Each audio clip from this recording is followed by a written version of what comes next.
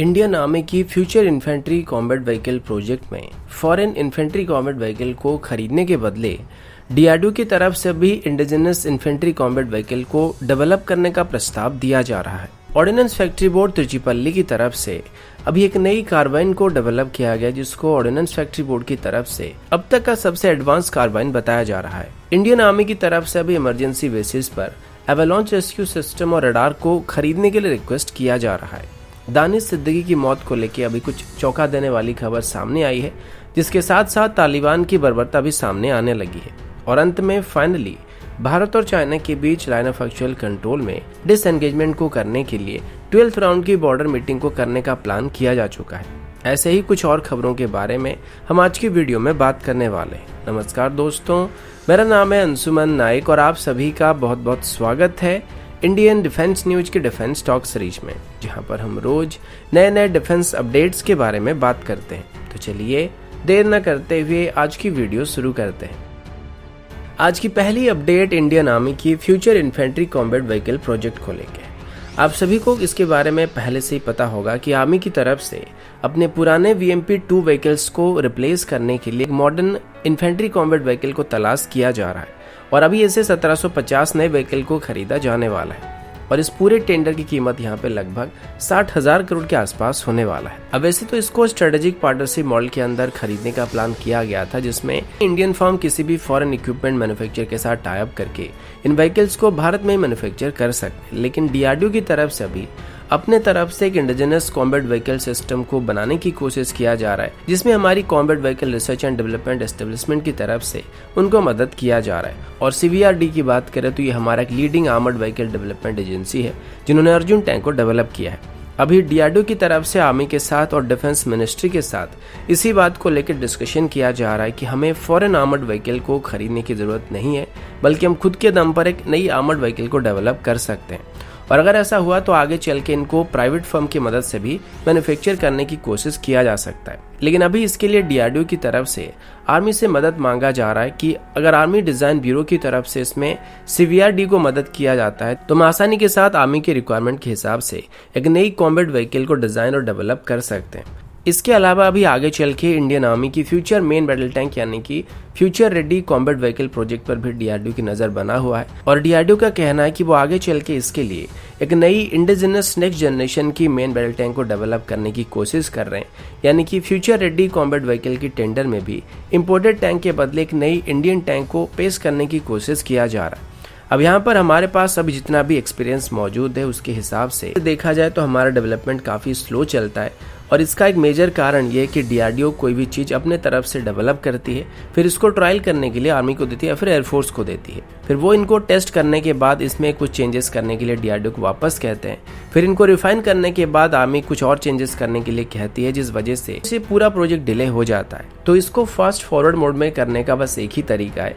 कि जिस भी नई सिस्टम को आर्मी, एयरफोर्स या नेवी के लिए डेवलप किया जा रहा होगा, तब आर्मी, एयरफोर्स या नेवी की तरफ से जिसके लिए भी वो सिस्टम डेवलप किया जा रहा होगा, उनकी तरफ से एक टीम डीआरडीओ के साथ मौजूद रहेगा, ताकि शुरू से ही हमको पता चल सके कि आर्मी की रिक्वायरमेंट क्या है, एयरफोर्स की रिक्वायरमेंट क्या है या फिर नेवी का रिक्वायरमेंट क्या है। तो पूरे प्रोजेक्ट को उसी हिसाब से शुरू से डेवलप किया जाएगा, वरना किसी चीज को पहले बनाने के बाद उसमें बाद में चेंजेस करना काफी मुश्किल होता है और इसके वजह से काफी सारा टाइम वेस्ट हो जाता है। सेम चीज यहाँ पे तेजस के साथ भी हुआ था और सेम चीज हम अर्जुन टैंक के साथ होते हुए भी देख चुके हैं। तो मेरे हिसाब से इसमें इस बार डीआरडीओ की तरफ से सेम गलती को दोहराया नहीं जाएगा।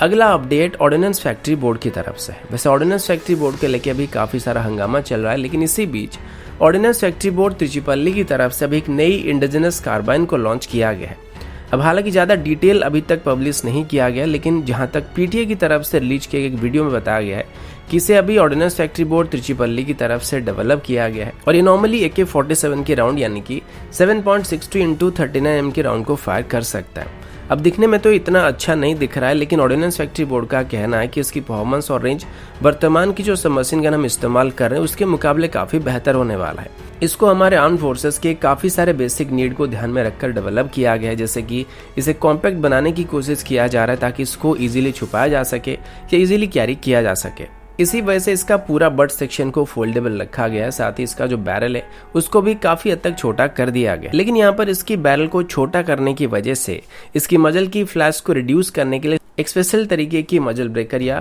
फ्लैश शेडर को यहाँ पे इस्तेमाल किया गया है। साथ ही इनकी फ्रंट सेक्शन में आप देख सकते हैं कि इसका जो एमिंग साइट है उसको गैस पाइप के साथ अटैच कर दिया गया है, क्योंकि यहाँ पर एक सेपरेट साइट को लगाने के लिए जगह नहीं बच रहा था। इसमें बाकी जो मेजर पार्ट थे वो शायद सभी त्रिची असॉल्ट राइफल से ही डिराइव किया गया है, क्योंकि ऑर्डिनेंस फैक्ट्री बोर्ड के मुताबिक इसकी किसी भी पार्ट को हम त्रिची असॉल्ट राइफल के साथ या फिर AK-47 के साथ भी रिप्लेस कर सकते हैं। साथ ही इसकी मैगजीन को भी AK-47 की मैगजीन के साथ कॉम्पैक्टेबल बनाया गया है, जिस वजह से जरूरत पड़ने पर हम AK-47 की मैगजीन को भी इसमें इस्तेमाल कर सकते हैं। इसको मेनली पैरामिलिट्री फोर्सेस या VVIP प्रोटेक्शन के लिए डिप्लॉय किए जाने वाले जवानों को ध्यान में रखकर डिजाइन किया गया है, लेकिन मुझे नहीं लगता कि आगे चल के आर्मी के रिक्वायरमेंट को पूरा कर पाएगा।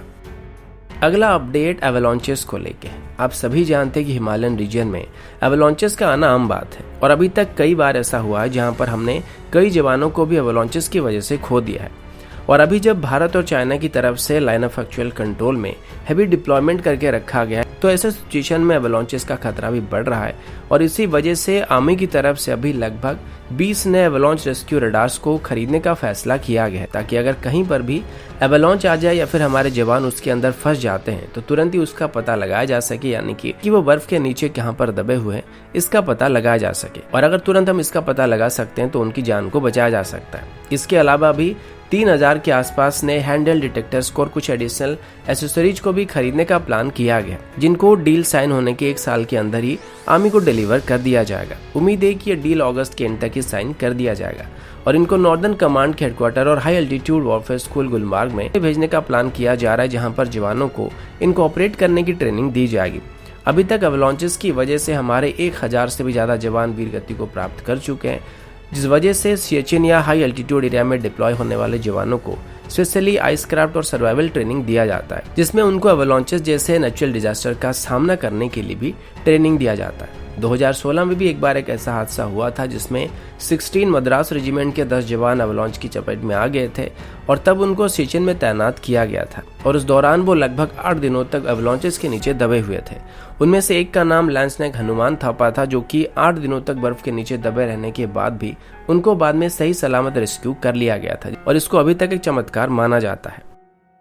अगला अपडेट दानिश सिद्दीकी को लेके है। आप सभी जानते हैं कि कुछ ही दिन पहले ही एक इंडियन ऑरिजिन जर्नलिस्ट जो कि अफगानिस्तान और तालिबान के बीच चल रही लड़ाई को कवर कर रहे थे, तो उस दौरान क्रॉस फायरिंग में उनकी मौत होने की खबर सामने आई थी। तब तालिबान की तरफ से कहा गया था कि उनको नहीं पता था कि वहां पर कोई भी इंडियन जर्नलिस्ट मौजूद है, जिस वजह से यह हादसा हो गया था, वरना वो कभी भी किसी इंडियन सिटीजन को और स्पेशली मीडिया पर्सन के ऊपर आंच आने नहीं देते। इस स्टेटमेंट को तालिबान की स्पोक पर्सन की तरफ से दिया गया था और इसके बारे में उस दौरान भी मैंने आपको एक रिपोर्ट में बताया था, लेकिन अभी PTI की तरफ से पब्लिश की एक रिपोर्ट के मुताबिक छानबीन के बाद पता चला है कि तालिबान की तरफ से इंटेंशनली दानिश सिद्दीकी की हत्या की गई थी और उनकी जो मौत हुई थी वो क्रॉस फायरिंग में नहीं हुआ था, बल्कि उनको जानबूझ के मारा गया था। रिपोर्ट के मुताबिक सिद्दीकी अफगानिस्तान आर्मी के साथ मौजूद थे और जब पाकिस्तान और अफगानिस्तान की बॉर्डर क्रॉसिंग पर तालिबान की तरफ से हमला किया गया तब वो स्पिन बोल्डॉक एरिया में रिपोर्टिंग कर रहे थे। फिर अचानक से जब अफगानिस्तान आर्मी तालिबान की पोजीशन को कैप्चर करने वाला था, तभी तालिबान की तरफ से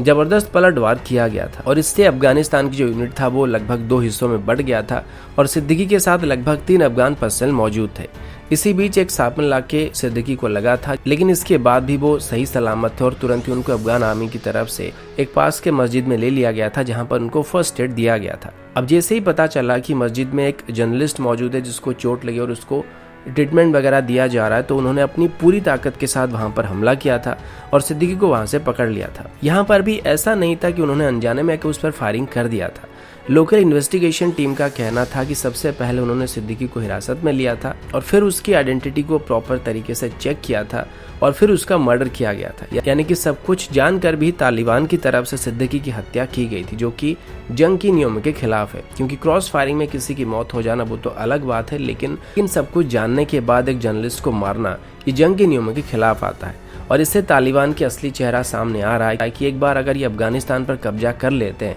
तो उसके बाद ये अपनी असली रंग दिखाना शुरू करने वाले हैं। अगला अपडेट भारत और रशिया की तरफ से है। PTI की तरफ से दी एक रिपोर्ट के मुताबिक भारत और रशिया के बीच अभी एक बहुत बड़ी मिलिट्री एक्सरसाइज को शुरू किया जाने वाला है। इसका नाम एक्सरसाइज इंद्र 2021 होने वाला है और इसे 1 अगस्त से लेकर 13 अगस्त तक रशिया की वोल्गोग्राड में कंडक्ट किया जाने वाला है। ये भारत और रशिया के बीच होने वाली इंदिरा एक्सरसाइज का 12th एडिशन होने वाला है, जिसमें मेनली काउंटर टेरर ऑपरेशन को कंडक्ट करने की बात की गई है। इस पूरे एक्सरसाइज में दोनों तरफ से 250 सोल्जर पार्टिसिपेट करने वाले, यानी कि हमारे तरफ से 250 और उनके तरफ से 250 सोल्जर पार्टिसिपेट करने वाले हैं, जिसमें दोनों तरफ से इन्फेंट्री यूनिट के साथ मैकेनाइज्ड यूनिट भी शामिल होने वाली है। साथ ही इसी बीच भारत और रशिया की नेवीज के बीच भी एक जॉइंट एक्सरसाइज को कंडक्ट किया गया। ये भी उसी एक्सरसाइज का हिस्सा बताया गया जिसका नाम इंद्र नेवी रखा गया था और इसमें इंडियन नेवी की तरफ से INS तवार पार्टिसिपेट कर रहा था और रशियन नेवी की तरफ से तो कॉर्वेट से पार्टिसिपेट कर रहे थे, जिनके नाम बहुत ही खतरनाक है। ये दोनों वेसल रशियन नेवी के बाल्टिक फ्लीट के हिस्से थे और इस एक्सरसाइज को भी बाल्टिक सी में कंडक्ट किया गया था। INS तवार अभी रशियन नेवी डे को सेलिब्रेट करने के लिए रशिया के विजिट पर गया हुआ था और अभी रशिया से लौटते वक्त 28 और 29 जुलाई को भारत और रशिया के बीच जॉइंट एक्सरसाइज को कंडक्ट किया गया था।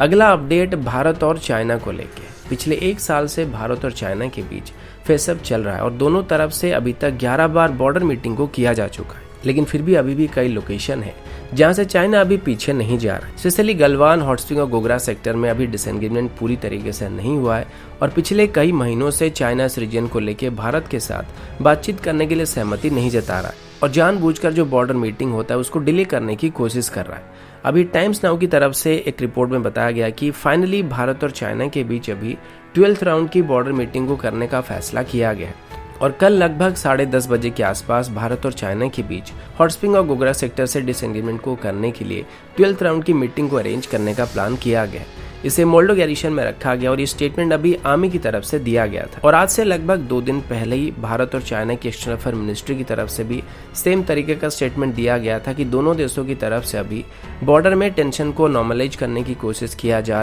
अभी। हालांकि उन सभी एरिया से फ्रंट लाइन ट्रूप्स को लाइन ऑफ एक्चुअल कंट्रोल से हटा दिया गया, लेकिन भारत अभी भी चाइना के साथ यहां से कंप्लीट डिसएंगेजमेंट करना चाहता है, जिस वजह से अभी चाइना के साथ यहां से कंप्लीट डिसएंगेजमेंट को करने के लिए बातचीत करने की कोशिश किया जा रहा है। तो दोस्तों अभी के लिए इतना ही, मिलता हूं आपसे अगले वीडियो में, तब तक के लिए जय हिंद, वंदे मातरम।